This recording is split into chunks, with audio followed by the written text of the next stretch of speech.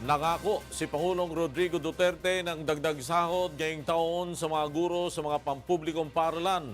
Handa umano siya makipagtulungan o makipagpulong sa mga guro at opisyal ng Department of Education upang pag-usapan ang tungkol dito. Narito ang report ni Rosalie Cos. Sunod sa mga pulis at sundalo na makakatanggap ng salary increase sa mga guro sa mga pampublikong paaralan ngayong taon. Ito ang binitiwang pangako ni Pangulong Rodrigo Duterte sa groundbreaking ng General Gregorio del Pilar National High School at unveiling ng proposed Pandi National High School sa Bulacan, Bulacan kahapon. I am willing to strike a deal in the presence of Secretary Briones sa mga maestra. Kayo ang isusunod ko this year. Ayon naman kay Budget Secretary Benjamin Jokno, nakatakda na talagang tumaas ang sahod ng lahat ng mga kawani ng pamahalaan batay sa Salary Standardization Law at hinihintay na lang maisabatas ang 2019 proposed national budget. Pinag-aaralan na rin ng kagawaran ang compensation increase mula 2020 hanggang 2022. Samantala, muli namang iginiit ni Pangulong Duterte ang kanyang pagnanasang tuluyang matigil ang 5-6 dahil sa pagpapahirap sa mga may hirap ng mga Pilipino. Ang 5-6 ay sistema ng pagpapautang na may 20% ang tubong singil kada buwan. Kaya alam ko yung 5-6. Yan ang gusto kong patayin na sistema. Kung hindi ko mapatay ang sistema, yung nagdadala ng 5-6 na lang ang ating patayin. Mas madali, siguro. Rosalie Cos, UNTV News and Rescue, Philippines. Pinagkalooban ni Pangulong Rodrigo Duterte ng housing unit sa San Jose del Monte, Bulacan ang mga sundalo at pulis na nasugatan dahil sa pagtupad sa kanilang tungkulin. Narito ang ulat ni Nestor Torres. 180 housing units ang ipinagkaloob ng National Housing Authority sa mga sundalo at pulis na nasugatan dahil sa pagganap ng kanilang tungkulin. Pinangunahan ni Pangulong Rodrigo Duterte ang turnover ceremony ng mga ito sa Barangay Graceville sa San Jose del Monte, Bulacan kagabi. Bawat isang personnel ay makakatanggap ng 2 housing unit. Babayaran nila ito sa loob ng 30 taon ng kalahati lamang ng orihinal na presyo. Because I saw it with my own eyes, the suffering and agony of a soldier of the Republic. And I thought that baski na paano we can make things easier for them. At least life a better, a bit comfortable dahil nga may pinsala. Yung sa partial disability, maybe I'd collect from you only about, so you'll be paying sana 625 a month. Sabi ko, babaan mo, 225 lang, 225. Sabi ko, 50% discount. Kung ayaw mo magbayad, wala naman magkolekta. Pag may magkolekta, ikak mo yung M16 mo. Ang nasabing mga pabahay ay condominium unit ang estilo. May 2 kwarto, 1 sala, 1 CR at may supply na rin ng kuryente at tubig. Ang isang unit ay may sukat na 24 square meters. Bukod sa mga housing unit, mayroon na rin covered court, multipurpose center, livelihood and training center at isang multi-material recovery facility o recycling center sa compound. Ayon sa ilang sundalo na nakipagbakbakan sa mga rebelde sa Marawi, kahit na mahirap ang kanilang trabaho, ay masaya sila kapag nakakatanggap ng mga insentibo mula sa pamahalaan. Grabe ng bala, sir. Tapos, tapunan ka ng granada, sir. Siyempre, ito tayo, sir. Tapos, kahit ganito tayo, sir. Dati, sir, buhay tayo, sir. Masaya, sir, na bigyan ng pabahay, sir. Hindi lamang ang mga sundalo at pulis ang pagkakalooban ng housing unit sa lugar, kundi maging ang mahigit 1,000 local government personnel at informal settlers. Pinipilit makarecover, sir, kasi wala na talaga. Kahit anong gawin ko, hindi ko na mabalik yung buhay ng pamilya ko. Kaya habang going pa yung case, pinipilit kong maging okay para mabigyan ng hustisya yung pamilya ko. Ayon sa NHA, ngayong taon ay may mahigit 6,000 pang mga housing units para sa PNP at AFP personnel ang target nilang maipamahagi. Nestor Torres, UNTV News and Rescue, Bulacan. Nilagdaan na ni Pangulong Rodrigo Duterte upang maging batas ang mga panukalang Work from Home o Telecommuting Act, dagdag pensyon para sa mga war veterans at National Bible Day bilang isang special working holiday. Narito ang ulat ni Asher Cadapan Jr. Pinirmahan na ni Pangulong Rodrigo Duterte at tuluyang naisabatas ang Telecommuting Act o ang Work from Home Bill. Layo ng batas na ito na pairali ng telecommuting bilang isang alternative work arrangement para sa mga empleyado sa pribadong sektor. Tumutukoy ang telecommuting sa isang work arrangement na nagpapahintulot sa isang empleyado na gumawa ng kanyang trabaho mula sa isang alternatibong workplace gamit ang telecommunication o computer technologies. Ang employer sa pribadong sektor ay maaaring mag-offer ng telecommuting program sa kanyang mga empleyado sa isang voluntary basis. Subalit dapat pairali ng minimum labor standards na itinatakda ng batas na may kinalaman sa karapatan ng mga manggagawa sa kalusugan, kaligtasan, schedule, workload, oras ng trabaho at social security. Ang Labor and Employment Secretary ang maglalabas ng kinakailangang implementing rules and regulations sa tulong ng National Tripartite Industrial Peace Council sa loob ng 60 araw mula nang maging epektibo ang batas. Bukod sa work from home bill, aprobado na rin ni Pangulong Duterte ang panukalang nagtataas sa monthly pension ng mga war veteran sa 20,000 pesos. 300% ang itinaas nito mula sa dating 5,000 kada buwan na pension para sa mga Filipino war veterans ng World War II, Korean at Vietnam Wars. Di naman transferable ang pension na ito sa mga miyembro ng pamilya o dependent ng mga senior veteran. Kukunin ang pondo para sa initial implementation ng batas na ito sa kasalukuyang appropriation ng Philippine Veterans Affairs Office at sa mga susunod na taon ay sa pamamagitan ng Annual General Appropriations Act. Pangatlo namang inaprubahan ng Pangulo ang Republic Act No. 11163 na nagdedeklara sa huling Lunes ng Enero kada taon bilang special working holiday bilang pagdarao sa National Bible Day. Pinirmahan ito ng punong ehekutibo noong December 20, 2018. Kinikilala ng naturang batas ang kahalagahan ng Biblia o ng mga banal na kasulatan bilang mahalagang bahagi ng pananampalatayang Kristiyano. Asher Cadapan Jr., UNTV News and Rescue, Philippines. Naniniwala ang Malacanang na maiibsan ang suliranin sa trapiko sa Metro Manila sa pagpasa ng batas na telecommuting o work from home bill. Mula sa Quezon City, nasa linya ng ating telepono si Rosalie Coz para sa detalye ng balita. Magandang umaga sa iyo, Rosalie. Umaga, Ella. Positibo ang pananaw ng Malacanang na oras na maipatupad na ang Telecommuting Act o ang Republic Act No. 11165. Mababawasan na ang matinding suliranin sa trapiko sa Metro Manila at mga kalapit na lugar sa pamamagitan ng Telecommuting Act o batas na nagpapahintulot sa mga empleyado sa pribadong sektor na magtrabaho sa bahay o ibang alternatibong lugar sa pamamagitan ng communication technology.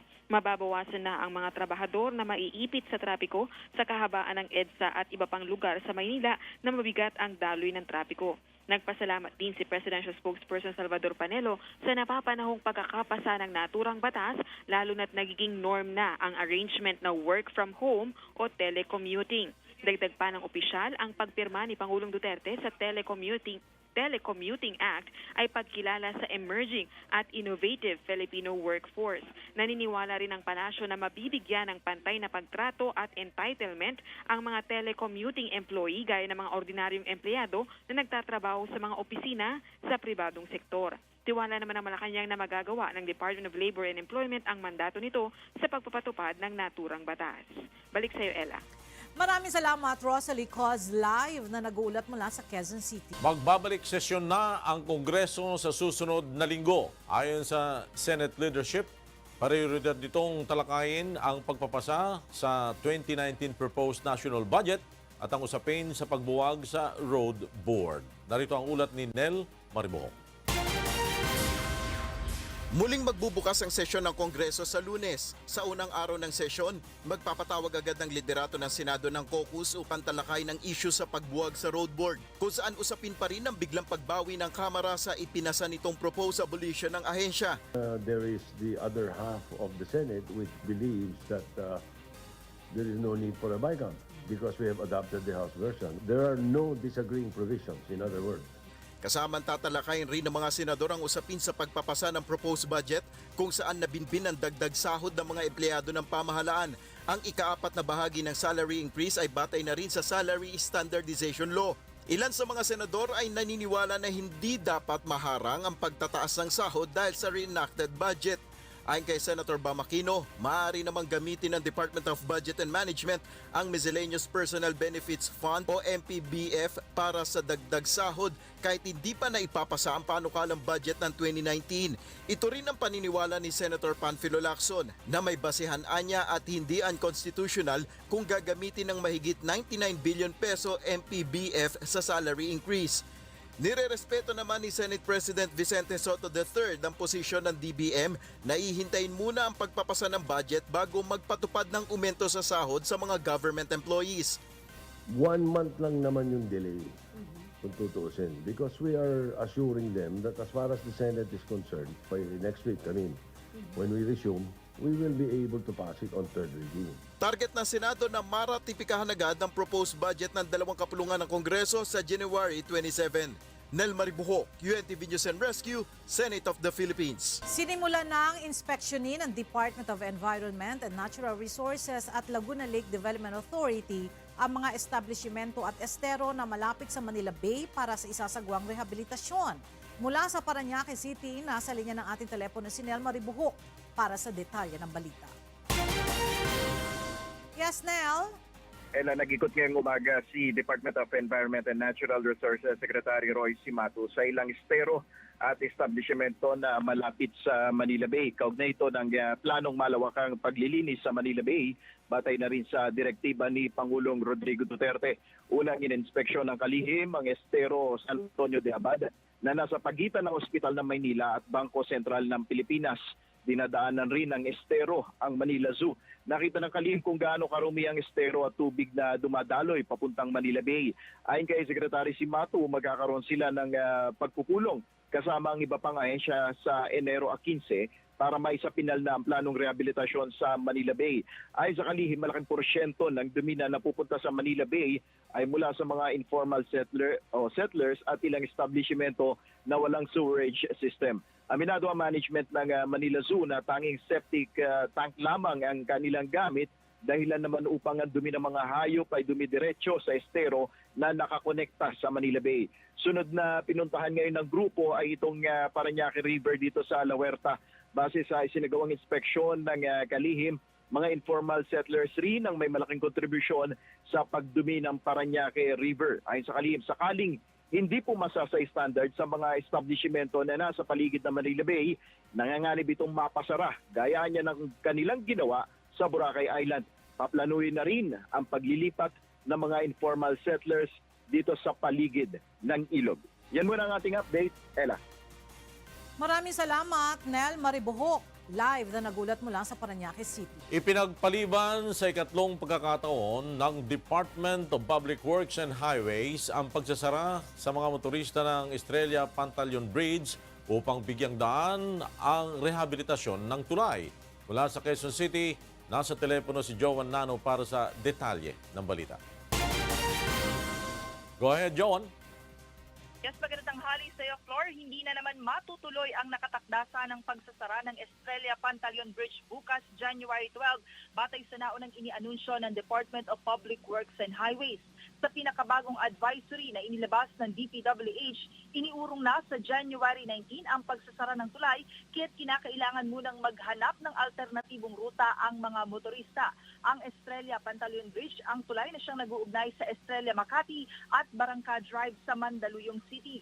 Mula sa kasalukuyang 2 lanes, plano ng DPWH na palawakin ito sa 4 na lanes upang mas maraming mga sasakyan ang maluwag na makakadaan dito. Kasama rin sa mga palalaparin ang sidewalk ng tulay. Mula sa dating 0.6 meter na sidewalk, palalawakin ito sa 3 meters. Tatagal ang rehabilitasyon ng tulay hanggang sa taong 2021 na nagkakahalaga ng 1.47 billion pesos na pondong inutang ng Pilipinas mula sa China. Dati nang isinara noong Setyembre ng nakaraang taon ang Estrella Pantaleon Bridge, subalit makalipas nga ang isang araw ay muli rin itong binuksan sa mga motorista. Paliwanag noon ng MMDA, ipinagpaliban nila ang pagsasara ng tulay upang hindi na makaambag pa sa inaasahang lalong paglala ng traffic noong holiday season. At kaya ngang 1:00 ng hapon ay nakatakda namang magsagawa ng press conference ang MMDA floor upang tukuyin ang iba pang mga plano at i-anunsyo kung ano-ano nga ba yung mga magsisilbing alternatibong ruta ng mga motorista sa oras na masimulan ang rehabilitasyon ng Estrella Pantaleon Bridge. Yan muna ang latest. Balik sa iyo, Floor. Maraming salamat sa iyo, Joan Nano. Nagulat na live. Umaasa ang Bangladesh government na mapapanagot rin ang iba pang mga opisyal ng RCBC na mapapatunayang sangkot sa pag-facilitate para ma-withdraw ang nasa $81 million na ninakaw ng mga hackers sa Central Bank ng Bangladesh noong February 2016. Una nang nahatulan ng guilty ng Makati Regional Trial Court Branch 149 sa kasong money laundering ang dating RCBC branch manager Maya Santos de Guito kahapon. Ayon pa sa korte, si De Guito ang gumawa ng 4 na peking accounts sa RCBC Jupiter branch kung saan idineposito ang nakaw na pera na kalaunan ay nai-convert sa Philippine peso, ipinasok sa mga kasino at nailabas uli ng bansa. Nakatutok ngayon sa kaso ang embahada ng bansang Bangladesh. Sa $81 million na ninakaw sa Bangladesh Central Bank, nasa $18 million na lamang ang naibalik hanggang nitong nakaraang taon.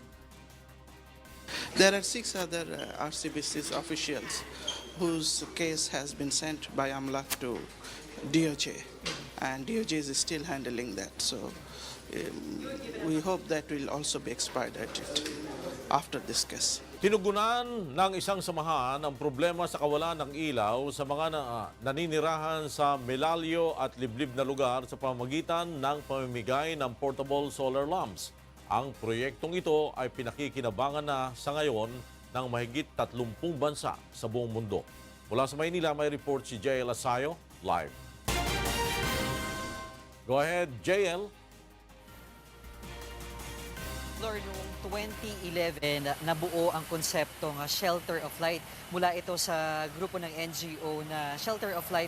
Sa programa nilang Liter of Light naman ay layon nitong magbigay ng importansya sa sustainable development at tugunan ang pangangailangan sa kakulangan sa kuryente.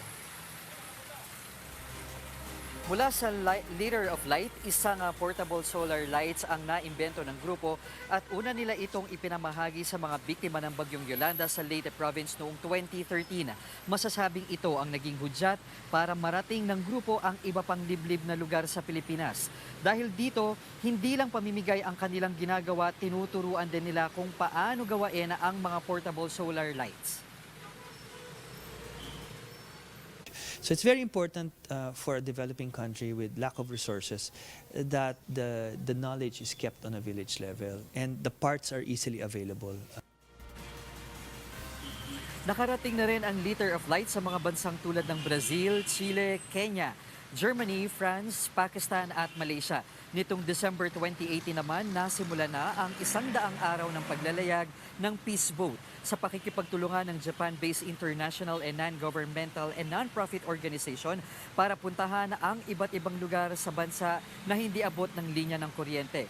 Sakay din ng vessel na ito ang mga volunteers na magbabahagi ng kaalaman sa mga lokal na residente sa isang community kung paano gumawa ng solar lights mula sa mga kerosene portable lights. Layunin nitong palakasin ang kampanya para tugunan ang kawalan ng elektrisidad sa isang komunidad sa pamamagitan ng pamimigay ng mga portable solar lamps. Usually is it's manufactured abroad. It's already in a circuit, so it cannot be repaired. What we did was really emphasize the fact that it can be built by hands in the villages, repaired and scaled. So the whole solar is something that's widely available, but community solar is something that we really began. Nasa mahigit 30 bansa na ang nakikinabang sa programang Liter of Light, isang global campaign na patuloy na tinatangkilik ng iba pang bansa, ng iba pang malalaking bansa.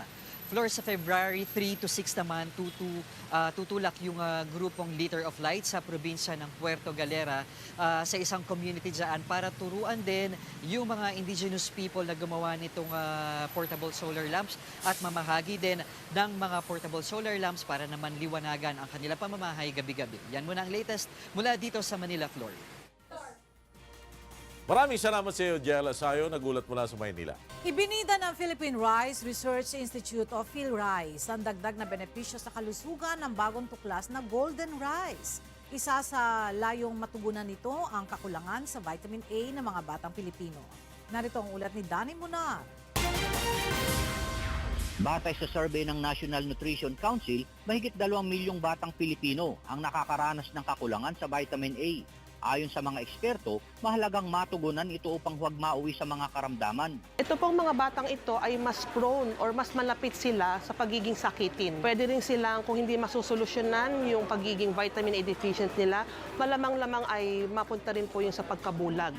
Na yun po ang iniiwasan natin na pinakamagpangit na epekto po ng pagiging kulang sa vitamina A. At dahil likas sa mga Pilipino ang pagkain ng kanin, nagsasagawa ngayon ng pananaliksik ang Philippine Rice Research Institute o PhilRice upang makabuo ng uri ng palay na mayaman sa vitamin A na tinagurian nilang Golden Rice. Very precise yung ginagawa namin. Isang gene, isang katangian, kinuha sa magkaibang organismo kagaya sa mais papunta sa palay para makagawa lang ng beta-carotene. At beta-carotene siya, pareho lang ito sa nandun sa mga gulay, sa mga prutas, kagaya ng mangga or sa malunggay. Matagal na tayong kumakain ng beta-carotene. Bagamat genetically modified organism ang Golden Rice, tiniyak ng PhilRice na ligtas itong kainin. Nasuri na rin at aprobado na ito ng mga eksperto mula sa Australia, New Zealand, Canada at Estados Unidos. Bukod dito, ang Golden Rice ay isang inbred rice variety na maaaring paulit-ulit na itanim ng magsasaka, di gaya ng hybrid rice variety na minsanan lamang. Nasa 75% na ang research sa Golden Rice at oras na matapos ang pananaliksik dito, isasalin ang teknolohiya sa 10 uri ng mga inbred rice seed na pangkaraniwang ginagamit ng mga magsasaka gaya ng PSB RC82, RC222, 238 at 400. Hinihintay na lamang ang basbas ng Department of Agriculture at ng Bureau of Plant and Industry upang makapagsagawa ng field trial bago ito maitanim ng mga magsasaka at maibenta sa merkado. Danny Munaray, UNTV News and Rescue, Nueva Ecija. Tumulong ang UNTV dive team sa lokal na pamahalaan ng Morong Bataan. Nasagipin ang isang sugatang dolphin na na-stranded sa Matiques kahapon. Narito ang report ni Brian Evangelista. Umaga, alas 6 ng umaga, na-stranded itong dolphin. At nung itinawag sa atin ng munisipyo, kasama natin si Luis Heredia, ating in-house marine biologist ng Professional Scuba Diving International at ng host natin ng The Dive. Como siya ay marine biologist, pinuntahan natin agad dito at tinawag din natin ito sa Ocean Park Adventure kay Dr. Leo para agad din silang makaresponde dahil may mga facilities sila para sa mga na-stranded na dolphin. Unang nakita ng ilang bakasyonista sa dalampasigan ang dolphin na tinatayang may haba na 9 na talampakan. Anila, may mga sugat ito sa gilid na bahagi ng katawan. May nakapulupot rin sa buntot nito na fishing line at nakabaon pa sa dolphin ang hook nito. Kala namin patay na. Yung binuhusan namin ng tubig. Gumanon siya, tapos yung mata niya dumilat-dilat. Tapos gumalaw siyang konti. Yun, buhat. Dinala namin sa atin. Sa tulong ng lifeguard ng Playa La Caleta Resort ay binuhat at dinala nila ito sa dagat.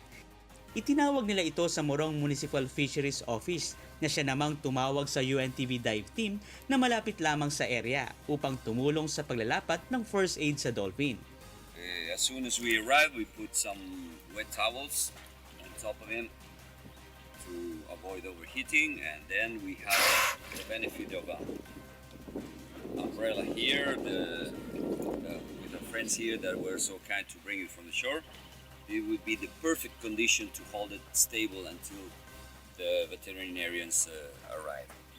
Now, Kinakailangan pang magsalitan sa pagbubuhat at pag-alalay sa may ulunang bahagi ng dolphin ang ilang lifeguards mula sa Morong Star Hotel and Resort at Playa La Caleta upang mapanatili sa balanse ang dolphin habang nilalapatan ito ng first aid. Kasi pag binitawan natin to, dahil wala siyang buoyancy, nalulunod siya dahil ito yung pinaka-nose ng rhesus dolphin. So abangan natin na under observation ito at ililipat ito sa recovery facility ng Ocean Park. At pag may nakikita tayong ganito, tandaan lang natin na huwag natin itong sakyan-sakyan o hawak-hawakan para hindi makadagdag sa stress sa dolphin. Nakaantabay rin ang PNP, Bantay Dagat ng Morong at Bagak, maging ang kinatawan ng DNR at ENRO ng lalawigan ng Bataan sa pag-alalay sa dolphin. Ilang sandali pa ay dumating na ang rescue team ng Ocean Adventure sa panguna ng kanilang veterinary doctor. Sa initial assessment namin sa animal, mukhang hindi po natin siya talagang pwedeng ma-release kasi kung nakita niyo yung sugat niya sa buntot, yung fluke niya, nag-umaon na po siya doon, di ba? So, masakit po talaga, hindi po siya normally makalangoy. And mukhang matagal na po yung rope na nag-entangle doon kasi nga may signs of healing na doon sa edges, doon sa wound. Kaso kung lalim ng ano. So, most likely may infection na rin to sa dugo.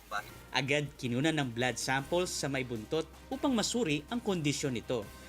Ayon kay Dr. Leo, ang rhesus dolphin ang pang-anim na pangunahing uri ng dolphin sa ating bansa na madalas ma-stranded. Dahan-dahan namin itong isinakay sa speedboat upang magamot sa recovery facility ng Ocean Adventure Subic Bay. Ayon kay Dr. Leo, sa ngayon ay nasa stable condition na ang dolphin, ngunit kailangan pa rin itong obserbahan. 24 hours din itong aasistihan upang hindi lumubog sa tubig at mamatay. Nagpapasalamat naman ng UNTV dive team sa mabuting pagkakataong kami ay makabahagi bilang advokasya ni Kuya Daniel Razon na tulong muna bago balita. Ngunit sa pagkakataong ito ay para naman sa mga hayop na nalalagay ang buhay sa panganib. Amazing. It's really a nice experience to be able to save stranded mammals.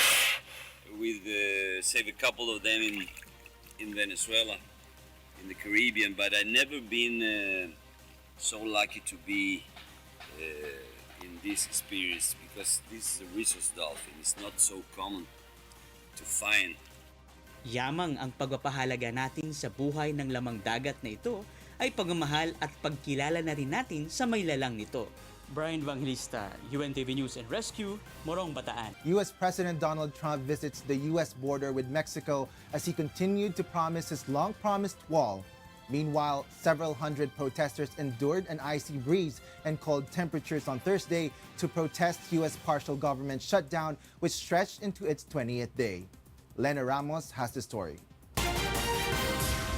U.S. President Donald Trump on Thursday visited the border point at Rio Grande in Texas, where border security personnel on site briefed him.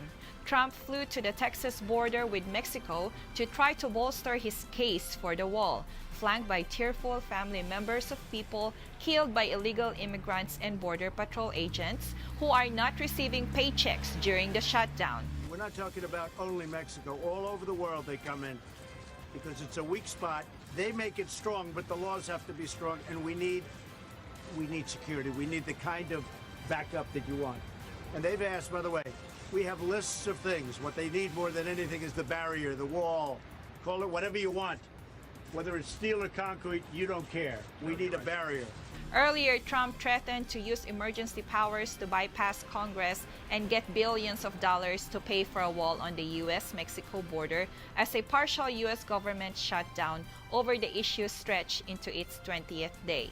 Meanwhile, several hundred protesters endured an icy breeze and cold January temperatures on Thursday to protest the U.S. partial government shutdown, which stretched into its 20th day. Most of the demonstrators were furloughed government workers who are not receiving paychecks while the government remains closed. About half of the workers who are deemed essential to national security people, such as Border Patrol agents, prison guards, and airport employees, are working without pay. Others are staying home on furlough. I'm already on a pretty tight budget. Living in DC is very expensive. Affording an apartment in DC is pretty expensive. And, not knowing how long this is going to last, I've really had to budget as much as I can and just say, okay, how do I not spend anything for weeks at a time? Because every day I don't know when the shutdown's going to end. So this is my service dog, Sasha, and I bring her to work with me every day. And one of the things that I love about my government job is that they've been very accommodating to me with my disability, and it's a lot harder to get a job in the private sector when you have a disability that is visible. Lena Ramos, UNTV News and Rescue, Texas, USA. The snow in southern German town of Berchtesgaden in Bavaria declared a state of emergency on Thursday and called for the army's help to clear snow from roofs of public and private buildings. The town on the border with Austria and south of Salzburg has been hit by heavy snowfall for days, and another half-meter was expected on Thursday.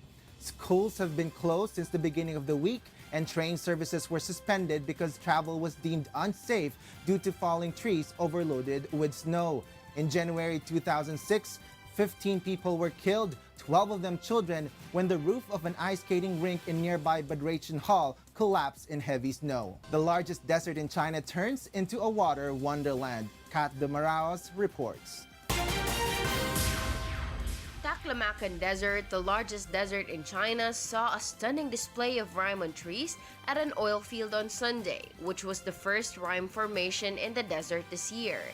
As rime carefully shrouded every twig of Euphrates poplars, the white icing, built up by thousands of tiny silver droplets, also carpeted sand dunes and withered leaves on ground, created a fairy tale scenario. The desert in the Xinjiang region is famous for continuous sand dunes, which move constantly forward because of the wind.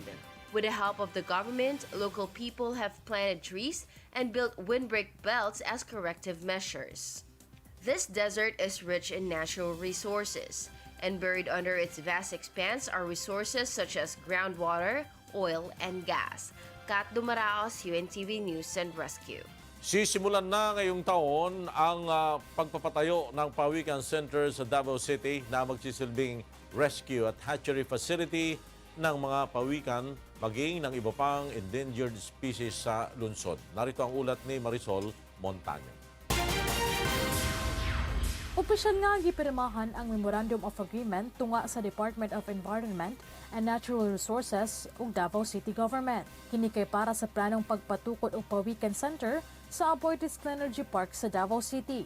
Ang maong center kay mamahimong rescue ug hatchery facility sa mga pawikan lakip sab ang ubang endangered species sa syudad. For this project, kanilang na area ang ato ang taga-focus because kanina area specifically na marine protected area na apo diri ang mga endangered na hawksbill turtles. Sa kapin 4,000 nga pawikan eggs nga nakitaan sa Clenergy Park, 3,482 pawikan hatchlings na ang na-rescue ug gibuy-an.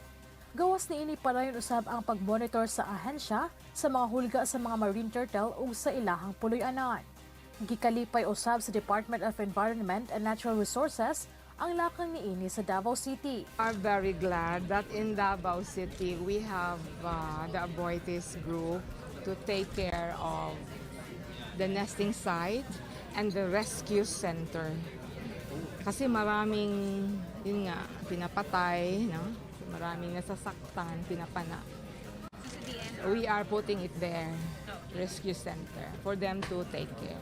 Samtang giobliga usab sa lokal nga panggamhanan ang coastal cleaning sa mga barangay sa ilahang mga lugar kada Sabado. Ilahag yung contribution is to keep their areas clean and dinha sa mga coastal barangays nato we have the every Saturday na coastal clean up. Marisol Montaño, UNTV News and Rescue, Davao City. Iba't ibang uri ng basura na nakolekta sa isinagawang coastal clean-up ng higit 200 individual sa pangunahing tourist destination sa Siargao Island. Layo nitong maiwasan ang polusyon sa pangunahing tourist destination sa bansa. Mula sa Siargao, may report si Raymond Octobre live. Yes, Raymond. Yes, Ella, maayong udto. Ella, aminado ang lokal nga panggamhanan sa General Luna diri sa Siargao Island nga ang nagunang problema ang giatubang sa isla karon mao ang dili maayo nga sewerage system o ang disposal sa ilang mga basura gumikan sa kalit nga pagdagsa kuno sa mga turista sugod pa niadtong 2018. Ella, sumala sa lokal nga panggamhanan sa General Luna gikan January 1 kansang ginapatuman na sa lungsod ang plastic ban. Ikatulo na sila sa mga nagpatuman niini, una ang lungsod sa Pilar o Santa Monica. Tumong niining makuhaan ang mga basura nga nangabilin sa mga turista sa nagkadaiyang tourist destination sa isla. Lalo na ngayon, is sa 19. Sobrang dahil more flights, maraming flights natin galing ng Manila, Apatang Manila, Clark, Davao, Cebu. So, hindi na natin ma-estimate by 2019 ilan ang volume ng bisita dito. Plano sa lokal nga panggamahanan sa General Luna nga magbugna og 2 ka hektarya nga dam site nga kayang mag-akomodar sa mga basura sa mga bisita. For the April, so expect na matapos na yan ang bagong daming site ng Siargao. Ay lagi kalipay sa lokal nga panggamahanan ang inisyatibo sa Department of Tourism nga hinluan ang baybayon sa General Luna karong adlaw. Ang General Luna ang kapital sa Siargao Island diin ginadagsa kini sa kadaghanan sa mga turista.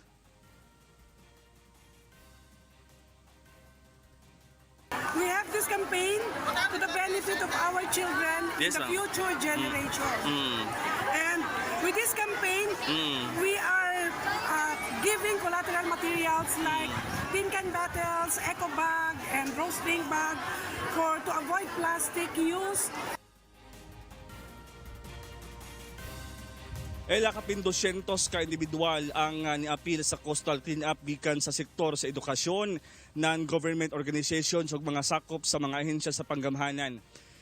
Unyang alas 3 sa hapon ato sab ning i-cover kining launching sa tourist police diri sa Siargao Island kung diin kining mga pulis magbantay sa kahinlo og sa posibleng nga transaksyon sa ginadili nga droga diri sa isla.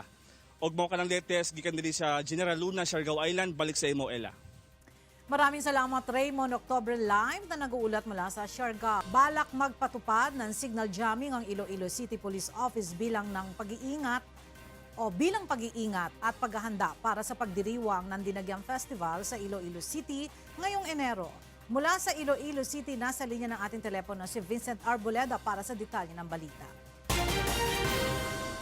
Yes, Vincent?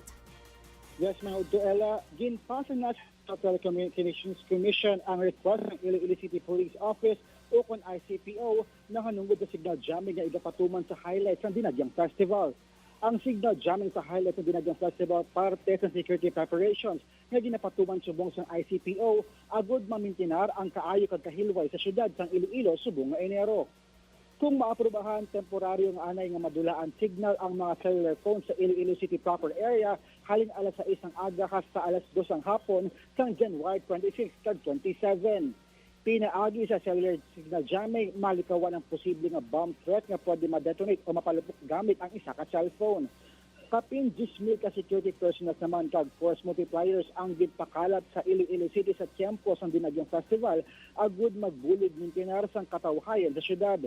Sadtong nagligid nga tuig, yara sa 75,072 ang numero sa mga local kag foreign tourists nga nagkadto sa Iloilo City sa bulan sang Enero kung saan og ginaselebrar ang Dinagyang Festival. Naka-record man sang 15 ka minor incidents kaparehas ang theft kag physical injury ang Iloilo City Police Office sa nangligid Dinagyang 2018. Mas manubo ini sa 49 ka kaso o kon insidente sang pareho nga tinion sang 2017. Pinaagi sa mga natumod operasyon, nagalao man ang Iloilo City Police Office na mangin matawhay liwat ang pagselebrar sa Dinagyang Festival sa Iloilo City subong nga tuig. Pag inaan ang latest live halin diri sa Iloilo City, balik sa imo Ella.